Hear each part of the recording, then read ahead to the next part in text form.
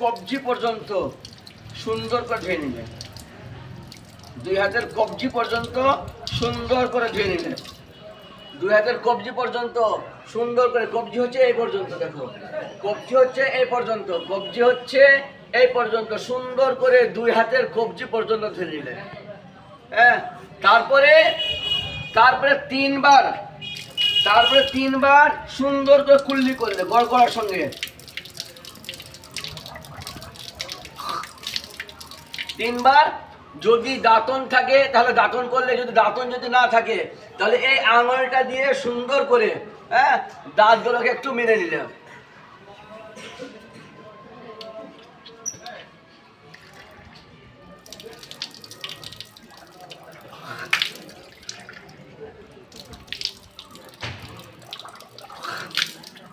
এইরকম করে 3বার কুল্লি করলে